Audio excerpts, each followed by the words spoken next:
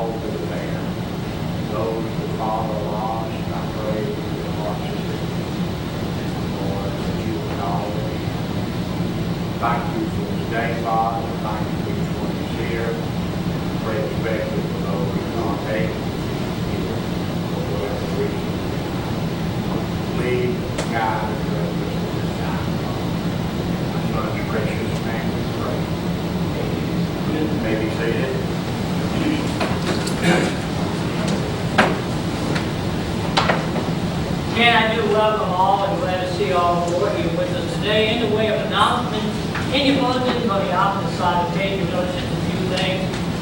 Labor Day, September the 4th, and also, I think, on Labor Day, St. Tammany Parish will not have school as well. So that's taking place. So keep that in mind. That's just right around the corner. September 10th, Grandparents' Day. We are collecting for Georgia Burnett. All those are in the pews. For Georgia Barnett, over and above giving the working of the church here. If you feel led by the Lord to do so. And again, this is for work being done in Louisiana, mission work being done in Louisiana. So whatever Lord leads on your heart to do so, put it in here, or if you just want to put it on, write a check, and maybe I'd like you guys to church picture somewhere and check to put on here, Georgia Barnett, so that way it will know for that. If you have not gotten a calendar, there are calendars here on the side. Feel free to take one. If you have not gotten a calendar, and we can go from there concerning calendars towards all that. Also, just to let you know, there's a possibility that sometime in September, hopefully, we may have our first fellowship dinner on Sunday. In September sometime. We just haven't locked it down for Sunday yet. That's a possibility. So just to give you a heads up, to let you know that there's a possibility we may get that next month. Let's have it dinner back in the kitchen area here at the church on Sunday. So we'll hopefully let you know more about that in the next week or the following week. Hopefully by next week we'll have something down and we'll come up with something with that. The reason is because we have one year in a long time since we had a fellowship with dinner here at the church itself. So we may just do that in September. Any other announcements? Anything else we need to be aware of? Let me also let you know that I have a group of 7 people coming this evening. They will be staying here at the church. They're from Whitman, Georgia. So they're coming down here and they're going to be working not on the church, but they're going to be working over at Al's house. So I told them specifically they need to work over there. So they're going to be working at Al's house Monday through Thursday at 8 o'clock in the morning. So I have a group of people from Whitman, Georgia coming. They will stay here at the church and camping out basically with their sleeping bag. They're looking forward to it. It's adults, 5 men and 2 ladies. They're coming and they want to come and help. So they're coming here this evening.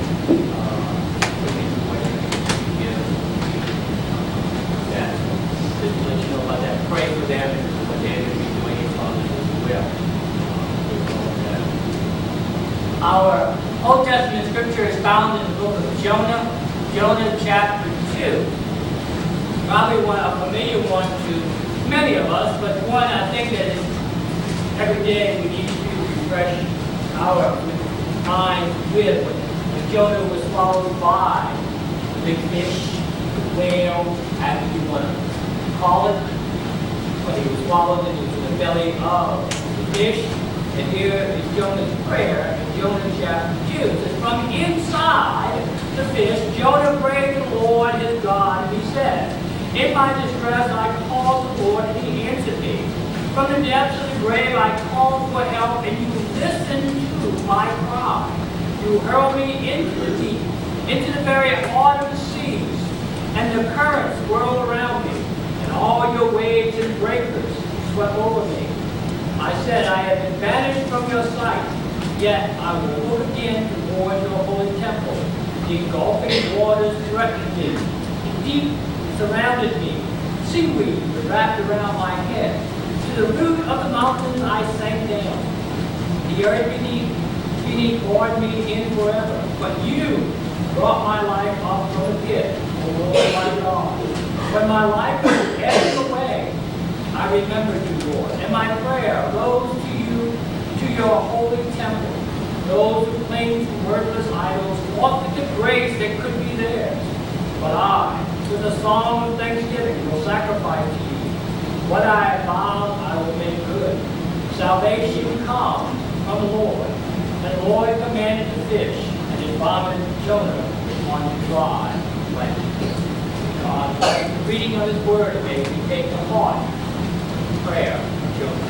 Let us continue to be singing to the Lord. 142, there is a fountain. 142.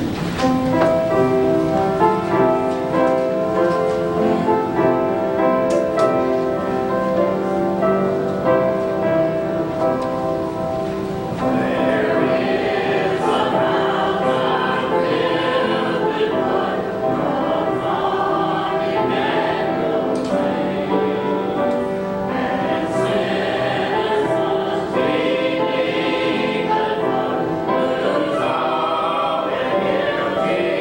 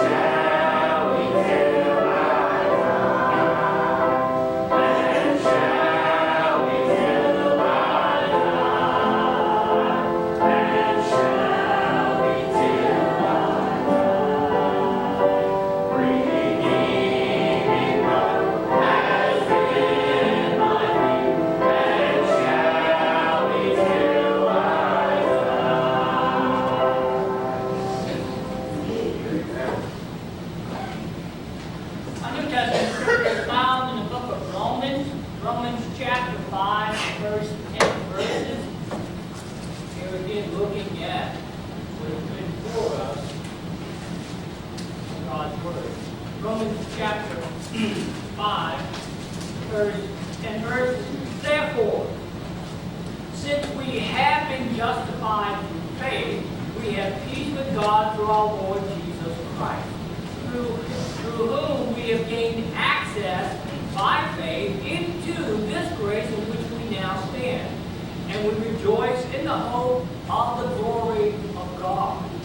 Not only so, but we also rejoice in our suffering, because we know that suffering produces perseverance. Perseverance, character, and character, hope. And that hope does not disappoint us, because God has poured out His love into our hearts by the Holy Spirit, whom He has given to us.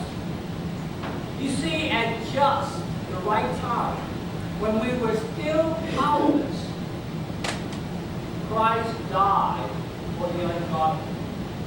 Very rarely will anyone die for a righteous man, though for a good man, someone might possibly dare to die. But God demonstrated His own love for us in this: while we were still sinners, Christ died for us. Since we have been justified by His blood, the blood of Christ, how much more shall we be saved from God's wrath through Him? For if we were God's enemies, we were reconciled to Him through the death of His Son, how much more, having been reconciled, we shall be saved through His life. Such an awesome statement here, Paul, given to the people in Romans to us. Saved by faith of what Christ has done. In the way of prayer requests, in the back of your bulletins, there are a few. I ask you to remember these and many others as well. Again, the people that are coming from Quitman, Georgia, the volunteers that are coming, and many other volunteers in the area that are still working, not only in Slidell, but Mississippi Gulf Coast, the Orleans area, the surrounding areas. Pray for them and remember them in prayer as well.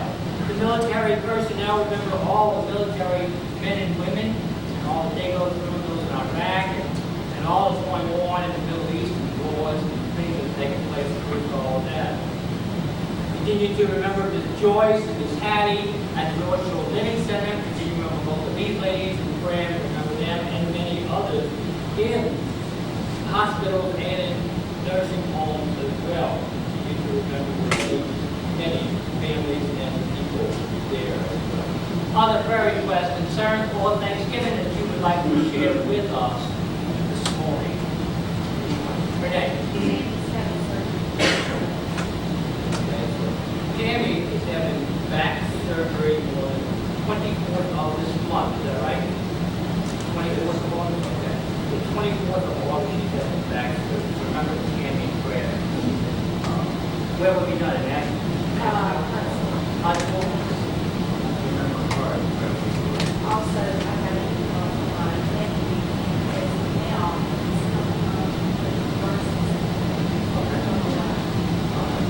Is he coming home on furlough, or is it permanent home? Good. Good for him. Are you going to put him as well as all the others? I want to remember Matt and Christy Ross, their precious at my store. And Annette's son was killed last weekend on I-10, whatever I-10. And Christy, her daughter, her boyfriend was with him. He's been, I heard yesterday he's been charged somehow. It was like his body was so weak. I don't know why. We also found out that when they do the autopsy, they said he had like 98% blockage in his heart, so he's walking around. So they're really concerned about that now. Yes, yes. So pray for the family of this tragedy. Others? Tony? Kathy and Hunter are coming back from Jackson today, so traveling person. Okay. And also, for me, I'm starting up my business again after a year. Okay. I'm thankful for that. But it does seem like my plate is awfully full right now. So, Okay. you'll pray for me that I can keep this balancing act going and not disappoint too many people along the way. I'm concerned about it. I'm sure we'll remember you with that, and also Kathy, and then travel from there. Kathy? Yeah.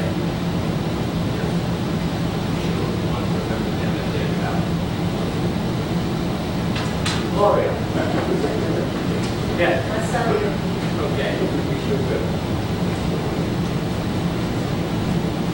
Ricky and also Ronnie, Fred, and me. Did you put that right here? Did you get it?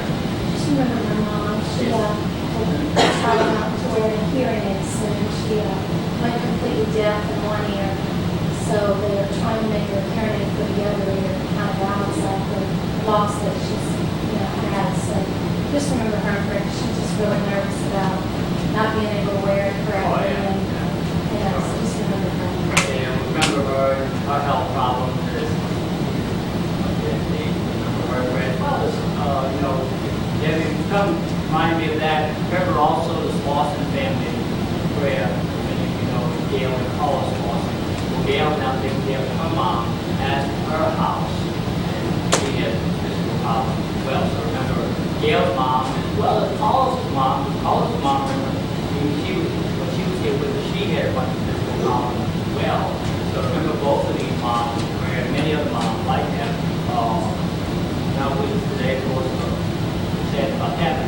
Remember Walwini prayer, she stayed and take care of us. So remember Walwini prayer with her physical problem that she had also. So remember others. Ginger. You remember each one of my sisters and my husband in prayer with his condition. Okay. And also, the Lord requested that the baby looks like he had to be operated on again. His decision, something's going wrong, and it looks like he's about to have a stroke. He's all swollen and not doing very well. So they're talking about surgery. And also, Manny's not doing well, so I'm struggling that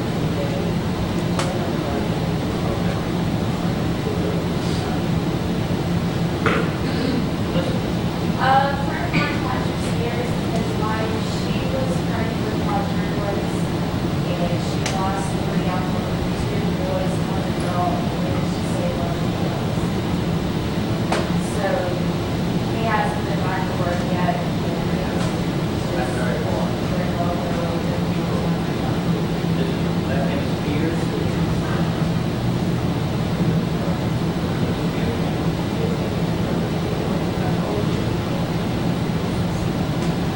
Anyone else? No. Prayer Thanksgiving, and also, being my sister Vera, because she's having a hard time really coming to decisions, nursing home, and she because just been a lot of problems with all this, and it worked out for her. All right. Sure will. And also Billy's cousin, Say again? Bobby, and Okay, yeah, remember Bobby, Bobby will. and one more. Sure. Mr. and Mrs. Pilcher also. Okay. Yeah. Yeah, I know she's having ongoing physical problems, and I know she has a whole bunch of things that she has ongoing, so yeah, we still remember physical health. Anyone else, or anything else? Ready?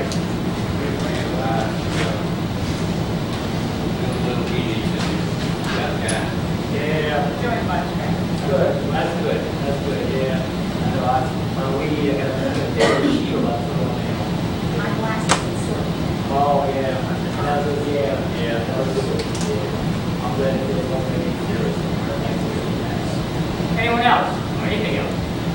Just remember each other in prayer. Pray for each other as well. Pray for each other each and every day. Those who are not with us, as Al mentioned this morning, pray for them and pray for whatever it is that's going on in their lives. Pray for salvation. Salvation for people we know who are in need of Jesus. People who are lost. Friends, family members, co-workers. People we don't even meet. People we may not even need until we go to heaven. They'll say, hey, they were saved. Okay, great. Fantastic. Pray for salvation. That's the most important thing that you can do for an individual. I don't care if you don't like that person or you like that person, regardless of what it may be. Pray for salvation for that person. That is the first and foremost thing that is needed in every individual's life. Salvation. Pray for God's saving. And as always, give thanks to the Lord for answering prayer.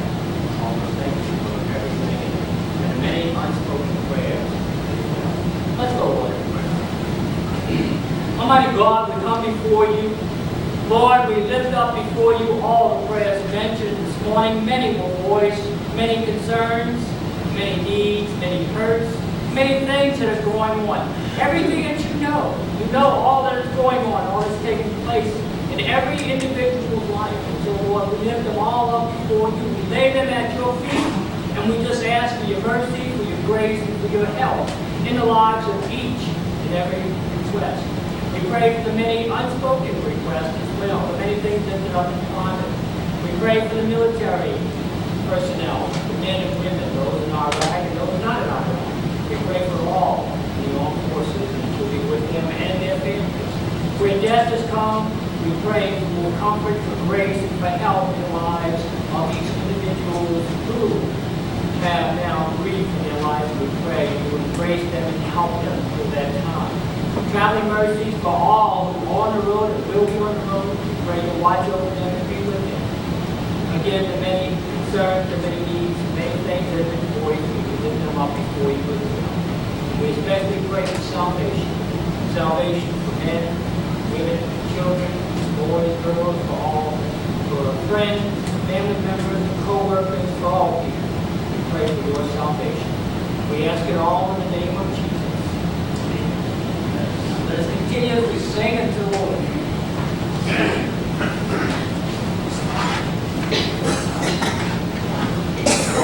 Sure, hymn number 550. There is a land that is fairer than day. Let's stand.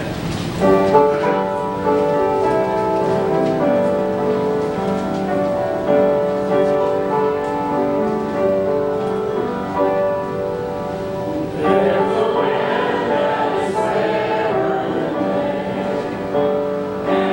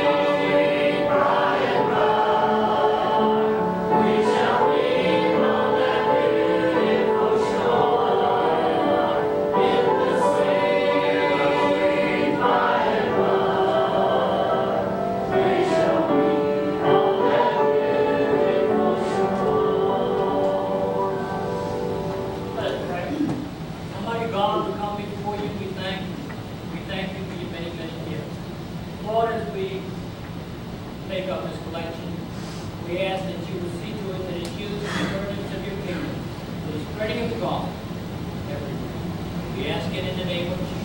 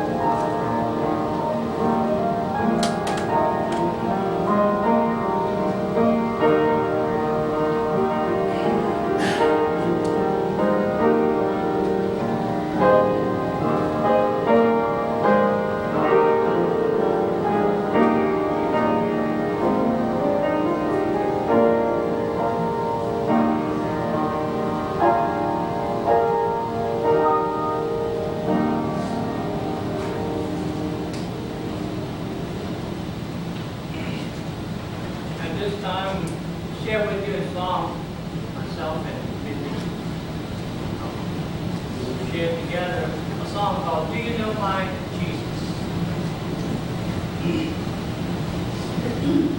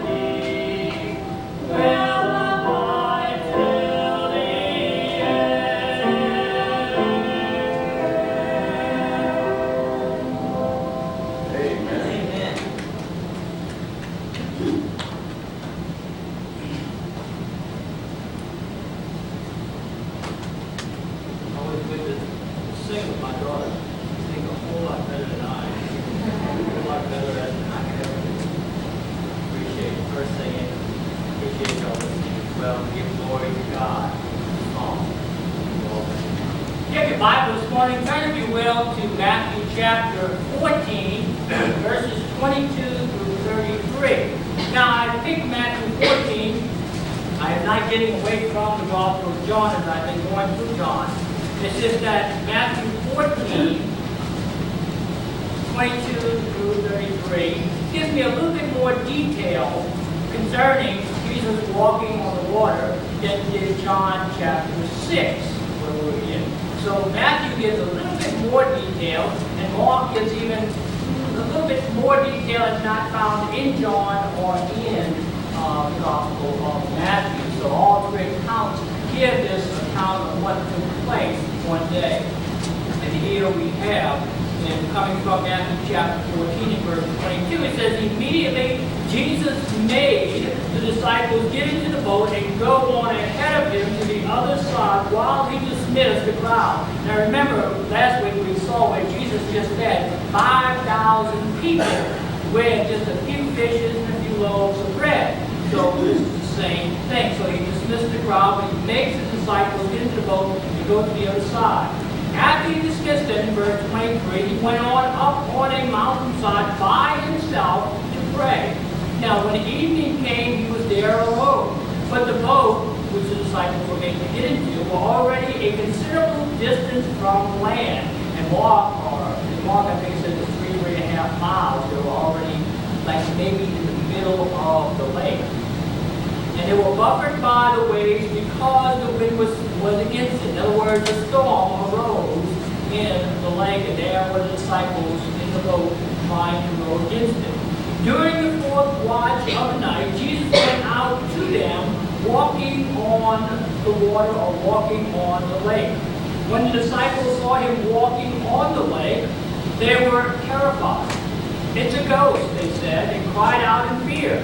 But Jesus immediately said to them, "Take courage, it is I, do not be afraid." "Lord, if it is you," Peter replied, "tell me to come to you on the water." "Come," Jesus said. Then Peter got down out of the boat and walked on the water and came toward Jesus. So he was walking on the water. But when he saw the wind, that is the evidence of the wind, and when he saw the waves coming and what the wind was doing to the waves, when he saw the wind, he was afraid and he began to sink. He cried out, "Lord, save me." Immediately Jesus reached out his hand and caught him. "You of little faith," he said, "why did you doubt? We're doing so good. Why did you doubt?" And when they climbed into the boat, the wind died down. And those who were with him in the boat worshiped him, saying, "Truly you are the Son of God." Again, as I mentioned, John's account in chapter 6 is the same as Matthew's account, and also was recorded in Mark chapter 6 as well. However, Matthew, I feel, gets a little bit more detail than does John and does Mark, but they're all basically the same account of what took place, as all three writers wrote concerning what took place that evening. Now, notice in verse 22, it says that Jesus made his disciples get into the boat. Why? Well, according to John's account, it tells us that they wanted that the crowds of people that he just fed 5,000 people with the fishes and the loaves of bread, that they wanted to make him an earthly king by force. So to prevent this from happening, Jesus does two things.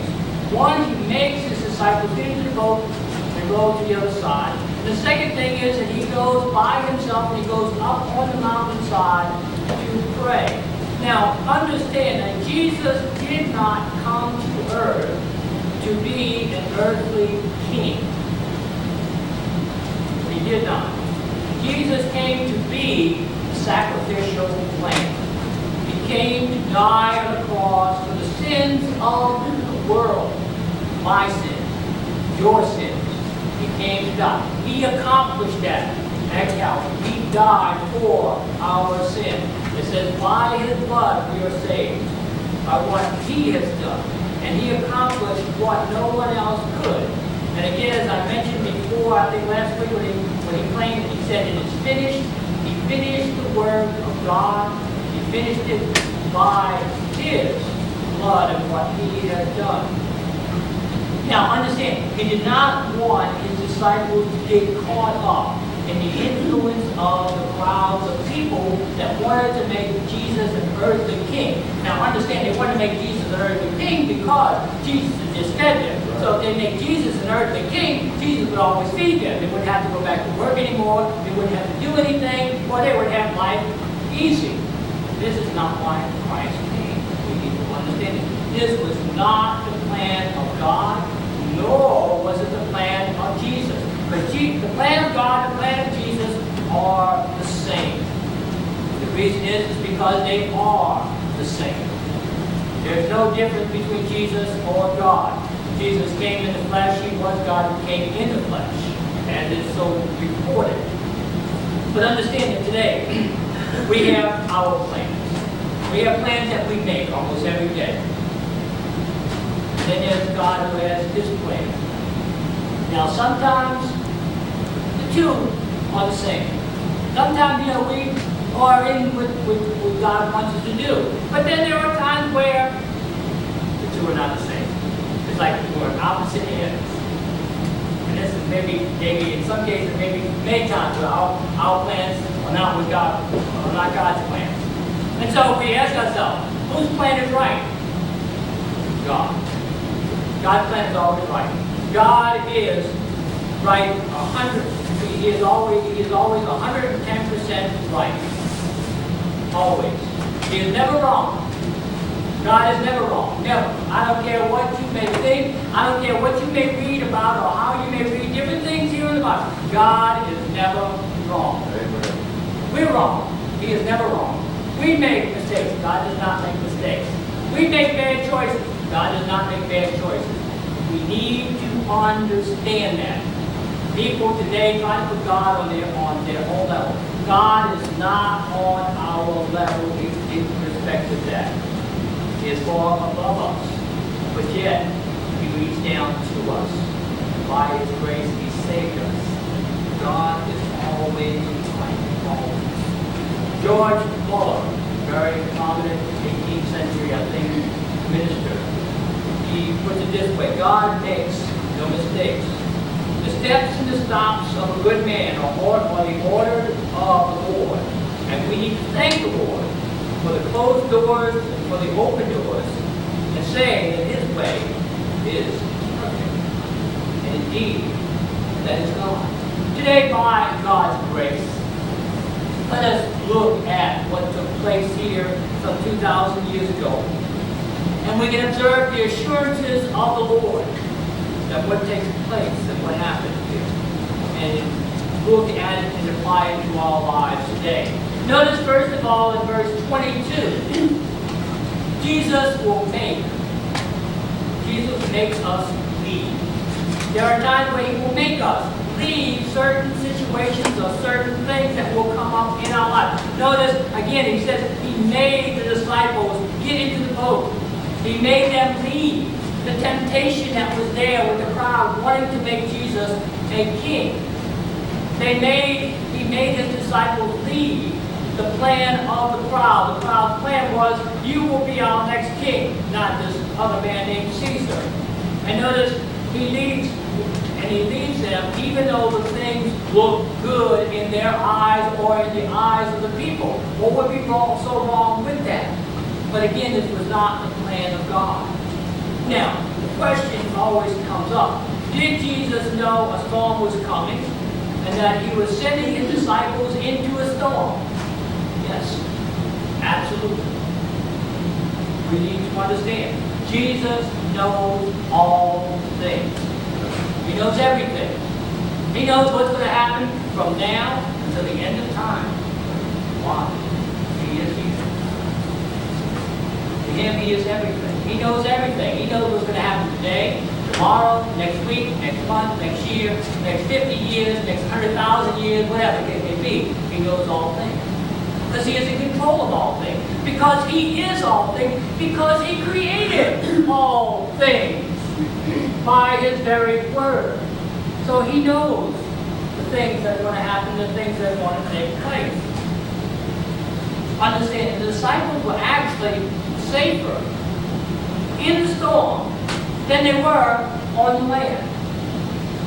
Why do I say that? The reason is because on the land and being with the crowd, they would be out of the will of God.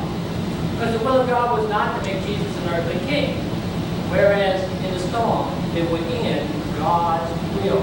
Because they obeyed Jesus. Jesus made them get in the boat and said, look, go into the boat and cross over and I'll meet you over there.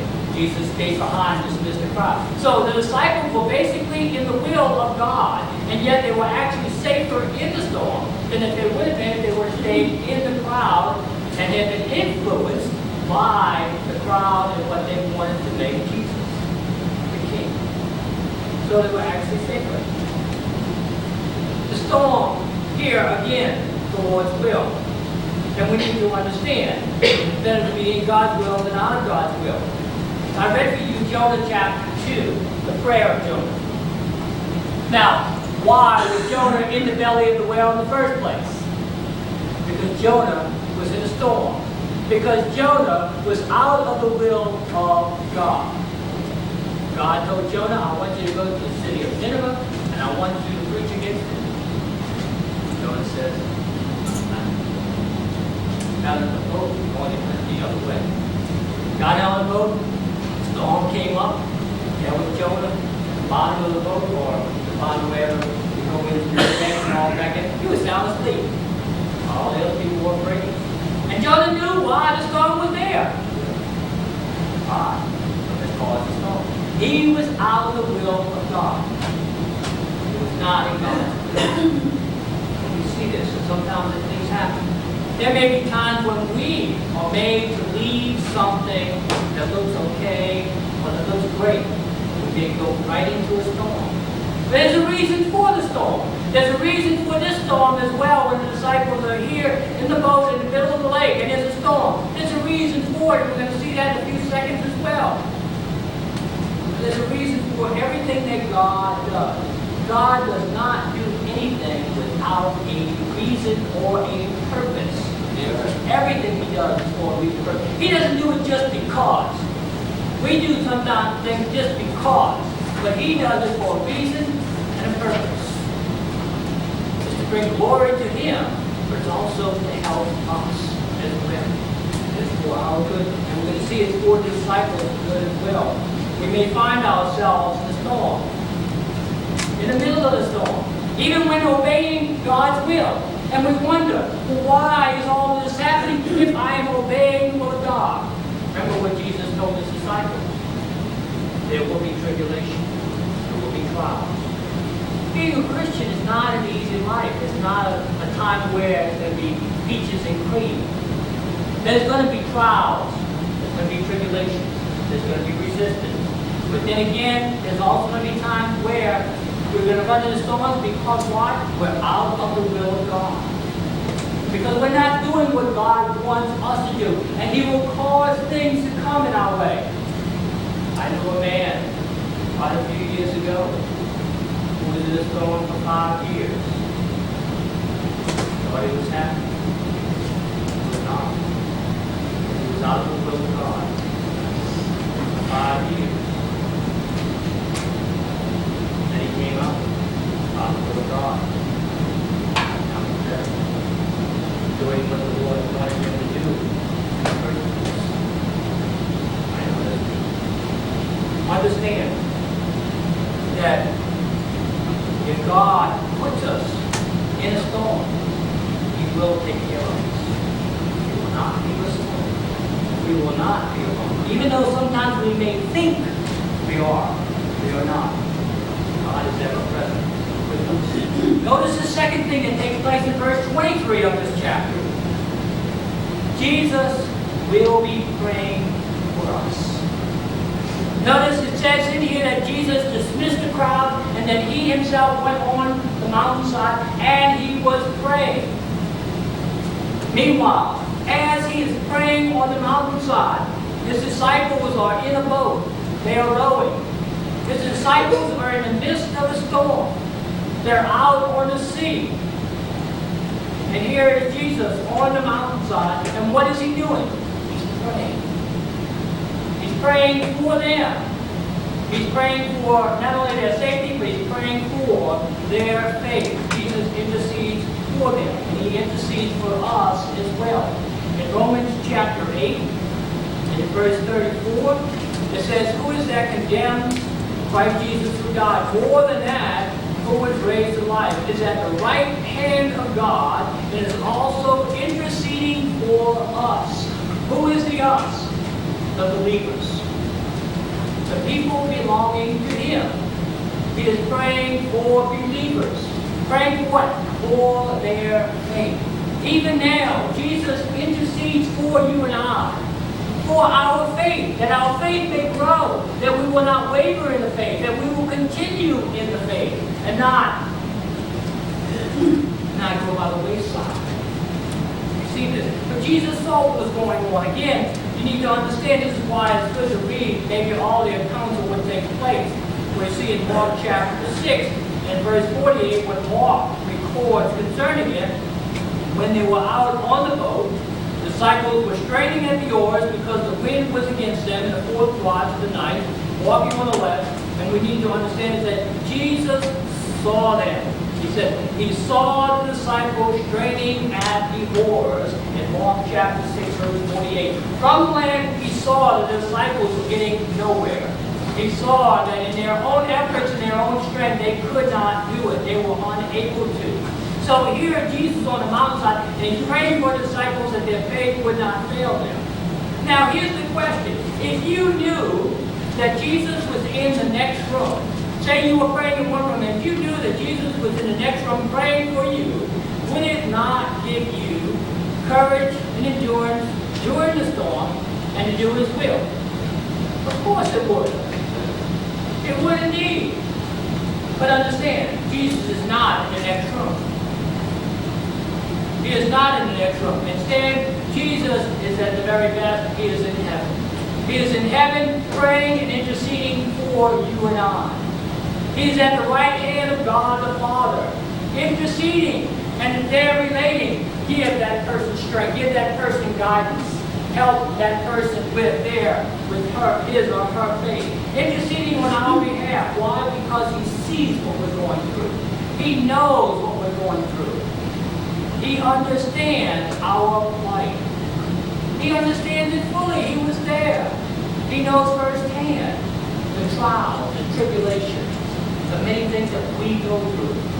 But also understand he is in control. He is in control of all things. Do you realize that there are Christians, I'm talking Christians now, truly believers, who don't believe that God is in control of all things? That is sad. Because if he's not in control of all things, boy, that's going to be sad. But he is in control of all things. It says he sustains everything by his power. By his power, he sustains everything. He is in control of everything, and he knows all that is going on and all that is taking place. That's why we put our faith and our trust in Almighty God, because of how great and almighty he is. And the third thing we see in here as well, in verse 25, notice, as the disciples here are rowing here, as they're getting nowhere in their own strength and their own efforts, they are just rowing against the wind and then not getting anywhere at all. Notice, Jesus will come to them. Jesus will come to us. In the midst of the storm, Jesus will be there. There is nothing that can contain Jesus. There is nothing that can hinder Jesus at all. Not a storm, not things in our life, and not even Satan. Satan is not as powerful as many people make him out to be. Do you realize that as a truly born-again believer, that you have more power than Satan? Limit yourself because of lack of faith and trust. You have more power than Satan. And it tells us, the one who lives in you is greater than the one who's in the world. Who lives in you? That's the question today. You need to answer yourself. Who lives in you? Does Christ or does the world and things of the world? If Christ lives in me, I can conquer all things. I am able to overcome. And here we see the disciples in the midst of the storm. Jesus comes to them. How is he coming to them? He's walking on the water. He's not wading in the water. He's not swimming in the water. He's not tiptoeing. He's walking on the water. He's walking just as I am walking like this, and you walk up and down these aisles or up and down the street. He's walking on the water. This is not a play on words. He's literally walking on the water. And notice he came to his disciples.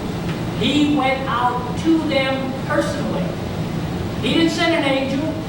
He didn't send anybody else. He went out to his disciples to meet them personally. Now there may be times where you feel like your Jesus has deserted you. You may feel like that sometimes. And let me tell you, when you feel like that sometimes, he has not deserted you, but it's either self or Satan just whisper in your ear. See, you're all alone, but you're not alone. Jesus says, I will be with you always, even unto the very end of the age. That's his promise, guaranteed. All who put faith and trust in Jesus, he said, I will be with you always, forever and ever and ever and ever. Now, how long is forever? It's forever. There's no way else of describing it. It's forever and ever and ever. But if you feel like the Lord, maybe your Jesus, has deserted you and you may think you're all alone, don't.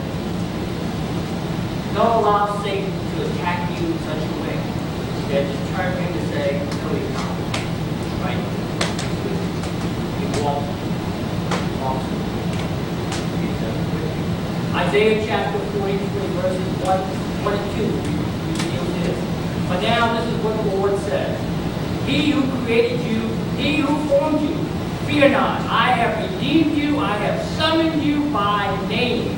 You are mine. What an encouragement. Boy, I tell you what, if that doesn't put chills up your spine, nothing will. You belong to him forever and ever and ever. He says, you are mine. You're not the world. You don't belong to Satan. You don't belong to these other people. You are mine. When you pass through waters, I will be with you. And when you pass through the rivers, they will not sweep over you. When you walk through the fire, they will not burn you.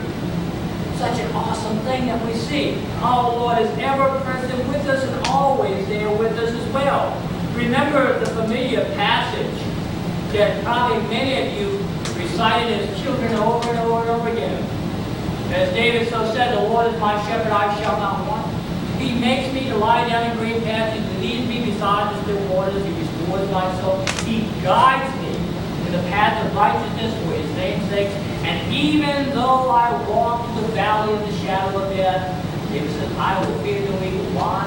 Because thou art with me. Thy rod and thy staff, they comfort me. You see, comfort and the assurance is found in Jesus Christ. He is ever present with us. Always there with us. Now, understand, he may not come at the time we think he should come. He may not, but he comes when he knows that we need him the most. And he knows how much we can endure. He knows how much we can take, even when we think, I don't know how much more I can take. He knows how much we can take. And the Bible declares, and the Word of God says, he will not give us any more than we can bear. Any more than we can take. But he knows how much we can take. And he also knows what is good for us while we're in the storm, while it's there. He knows what we need in order for our faith to grow. In order for us to grow as Christians. You see, the problem today is that we have so many baby Christians that are not growing in the faith because they're not looking to Jesus. Because they're not walking with him. And they're not growing in the faith. And that's sad. Because as you grow in faith, you're also there to help others to grow in the faith as well. Every day we have trials and tribulations. Every day things will come up, storms and other things will happen. But he knows how much we can take. He knows it. even when we zap all of our human resources and we think all hope is gone, here comes Jesus. He knows. Why? Because he wants us to rely on him, not on our own efforts. I mentioned it before and I'll say it again. I am not an independent person. I am totally dependent on Jesus. I'm not independent of myself. I cannot do things in and of myself. I can do nothing. All that I do and all that we do is by the power of Jesus and is for his glory and his might. And this is what the disciples here need to learn and need to understand as well. Why didn't the disciples here recognize Jesus? Lack of faith. Jesus said, oh, you little faith. Fear, doubt. All of these things. There are times where we do not recognize and do not understand. Well, why? Because of fear, because of doubt, lack of faith. Do I have faith in Jesus? Yes. There are times where our faith, because we do not look to him, will blind us to things of the world, things that take place in the world itself. So we see this coming on. Jesus comes to his disciples. Notice what also takes place in verse 27 to 30. Jesus will help us to grow. Jesus will help us to grow. Notice here, as the disciples are fearful, they're afraid. And then they see this figure coming, walking on the water at night, and they don't know who it is. They don't even recognize Jesus. They think it's a ghost. And Jesus speaks. He says, it is I. And then Peter relates, if it is you, allow me to come to you on the water. Now this is bold. That is very bold of Peter. None of the other disciples there are saying this. But here Peter says, hey, if it is you, let me come. And Peter walked on the water to the Lord. You need to understand that. He indeed got out of the boat and he walked on water. By the power of our Lord and our Savior. Now, again, the whole purpose of this storm was to help the disciples to grow in their faith. They had a lot to learn between now and the time of the cross, because they themselves will teach others the things of Christ and Christianity. Now, before you criticize, and before we criticize Peter for sinking, for failing, understand that it takes a person of real faith to leave the boat and walk on the water. Real faith. If it is you, Lord, allow me to come. And Jesus said only one word, come. He said Peter got out of the boat and he walked on the water. Anyone can talk the talk. Can you walk the walk? That's different. I can talk to you all day about it. But can you walk the walk? Showing evidence of your faith. Anyone can sit in a boat and watch. Can you get out of the boat and walk on the water? Anyone can sit on the sideline and watch. What can you do? Anyone can sit in the pew. But can you go out and tell others of Jesus? Now understand that this was a very difficult thing for Peter. However, it helped Peter and the others to grow in their faith. This failure that took place with Peter, it helped him and the others to grow. And notice what took place in verse 30. As Peter was sinking, what did he do? He cried out. He cried out to Jesus. By faith, he looked to the Lord. Savior, help. I'm sinking. The storms of life are not easy, but yet they're necessary. They're necessary because it helps us to grow. It forms us into the person that God through Christ would have us be. It's what He wants. It's not what I want, it's what He wants. It forms us into what He wants. Like many of the other people that we call great biblical men. Moses, Elijah, Elisha, David, Paul, Peter, James, all the rest of them. He molds them, he uses them. John the Baptist, all for a reason and for a purpose that we see. They all do the same thing. Trust Jesus. It's that simple. Just trust in Him. Even when things don't go the way you think they should. Trust Him. Put your faith in Him. Don't waver. Peter did. As he was sinking, he reached him and said, Lord, save me. Help me. Be with me. And there he was. And that brings us to the last point that we see in here. That Jesus will see us through. If you notice in verses 31 through 33, Jesus will see us through everything.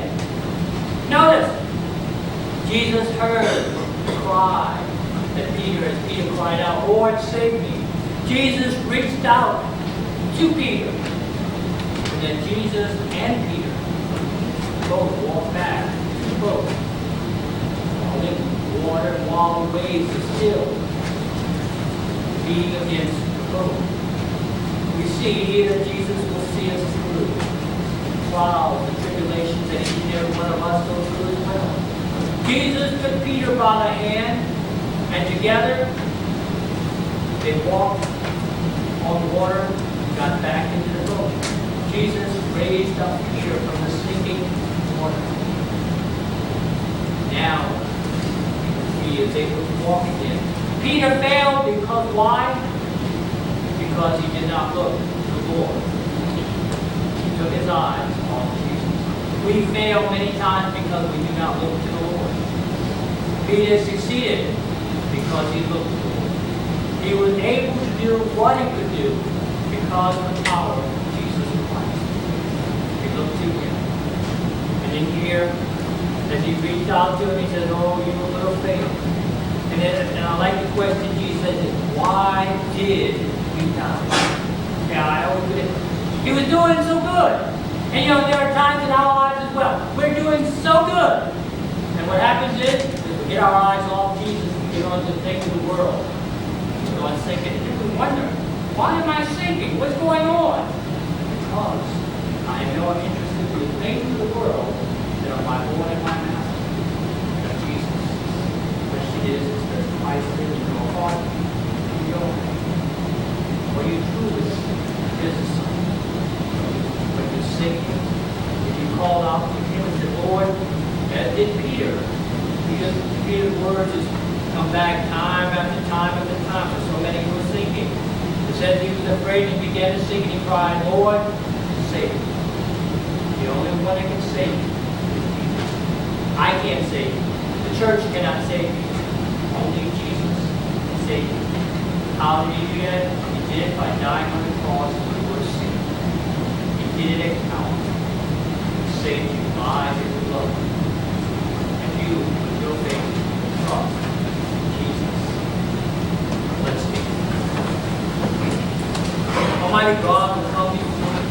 We thank you for your many, many blessings. Thank you for all that you have revealed to us today.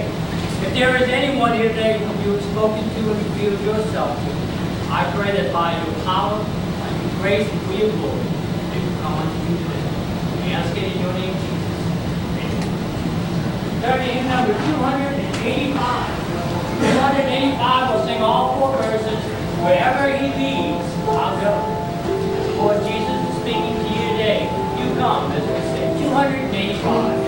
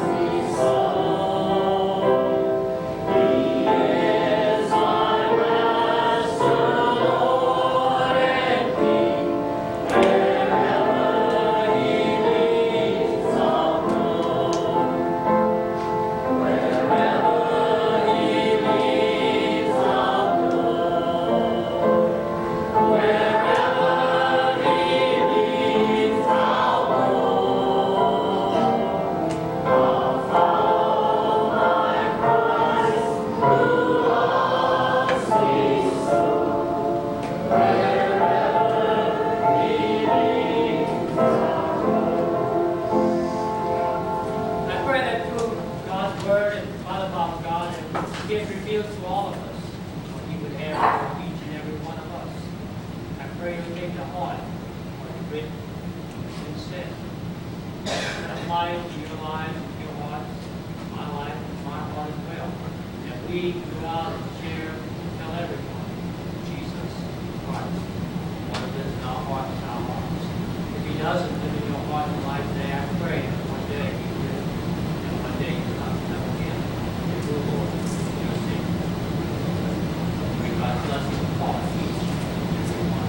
Again, if you've not gotten a calendar, if you'd like to have one, they're up here. Please take one. And a couple of weeks of Bayou Baptist Church, please take one and have it. Now, we just conclude the prayer. Our Heavenly Father, again, I thank you for the worship service today. I thank you, Father, for your word. And I know, Father, that oftentimes for each and every one of us fall, each and every one of us fall, lacks the faith that we should have. So, Father, just as you were there for Peter, you were there for each and every one of us. And you pick us up and you set us back and you feel us going. I thank you for this, Father. I thank you that we can look to you and trust in you, knowing you're always there, whatever the situation, whatever. Be with us, Father, as we go out separate ways. Watch over us, bring us back, worship again together. In thy Son's precious name we pray. Amen.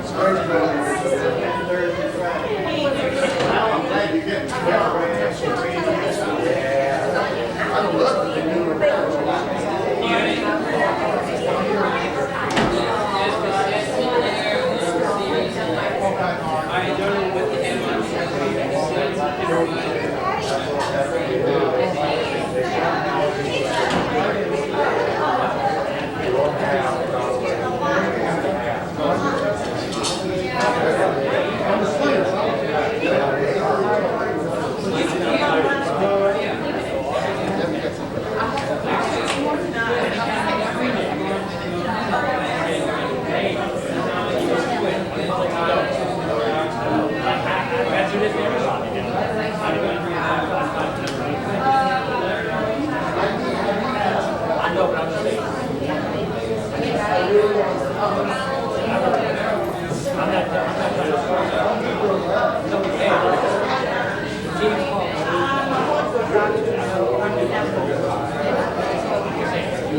Yeah, we can look at our-